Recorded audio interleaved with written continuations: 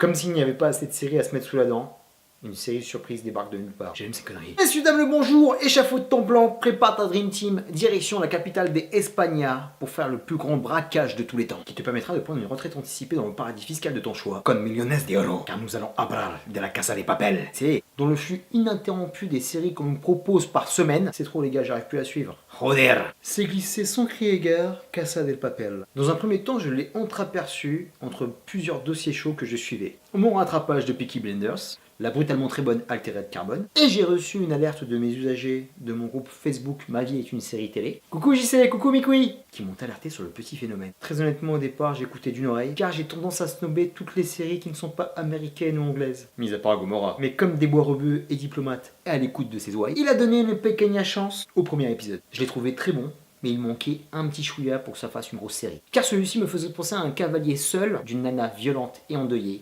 par la perte de son amoureux. Mais ils sont malins, c'était pour me mettre sur une fausse piste. Et ça gêne. Ils grandent bien leur face, car nous partons du point de vue de Tokyo, mais on comprend rapidement que cette série est beaucoup plus chorale qu'elle en a l'air, car elle s'intéresse à plusieurs protagonistes, et ceux des trois camps. La team des braqueurs, la flicaille, les otages. Et la jolie Tokyo s'efface petit à petit. Des fois, elle se rappelait à mon bon souvenir parce que c'était la narratrice de la série, mais il m'arrivait de l'oublier, car sur plusieurs moments de la série, elle est complètement en arrière-plan, pour mieux laisser place à une galerie de personnages hauts en couleur.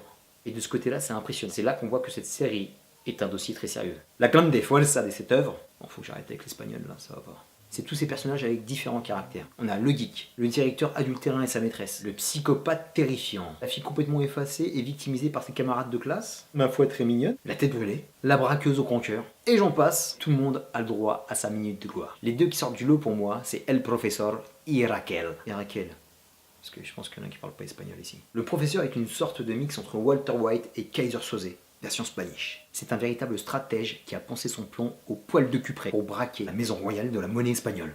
Il est bon. Le mec a décidé d'aller à la source du blé, au lieu de braquer une banque ou une Brinks. Malin comme un renard. Le type est franchement monstrueux, et on a de suite de la sympathie pour lui. Est-ce que c'est un bon mec au fond? J'aime beaucoup son côté Spadjari, braquer sans arme ni haine, sans verser le sang. Même si de ce côté-là, il va devoir revoir ses ambitions à la baisse, car ça ne va pas se passer comme sur des roulettes. Obligé. Bah mon pote, si c'est pas ça, on se barre direct, hein. Wesh. Deuxième personnage que j'ai kiffé, c'est Raquel. Elle a une vie extérieure plutôt difficile, de mierda, mais elle excelle dans son boulot de négociatrice, qui ne va rien lâcher. Et en général, ce que j'aime sur tous ces personnages, c'est qu'on a un côté double face et une véritable mise à nu.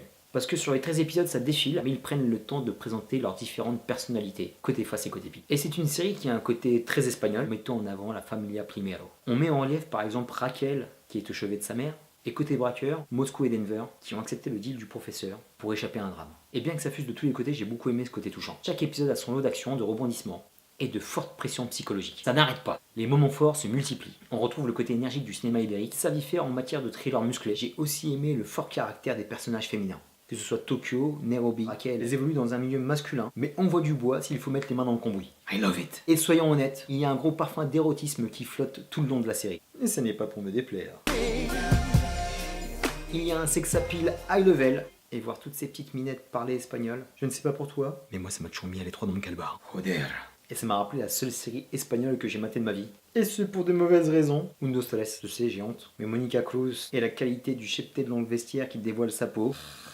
Je ne suis qu'un homme avec beaucoup de besoins. Pour conclure, je qualifierais cette série de très belle surprise de ce début d'année 2018. Je m'y attendais vraiment pas que ce soit à ce niveau. Et je suis très content de l'avoir découverte. On n'a pas beaucoup d'infos qui nous parviennent. Je ne sais pas si c'est un one-shot ou si c'est une série qui va être produite sur plusieurs saisons. Mais ce serait bien qu'il fasse court, parce que c'est sur un braquage précis. Et s'il nous faut une prison break, ça va partir en sucette. Et j'ai un petit bémol, c'est par rapport à cet épisode 13. Il me donne l'impression de ne pas être une fin de saison. Je crois que la saison 2 a commencé à être diffusée. Mais j'ai l'impression qu'il manque un épisode entre les deux. Ça me paraît bizarre cette affaire. Si c'est ça une conclusion de série, c'est chelou. Parce que tout était bien mené. Ça fait un peu tâcheron de finir comme ça. On se retrouve pour redresser la barre. Joder. Je suis en grosse attente pour la suite, pour savoir ce qu'il va en être de tous ces personnages. Estoy listo.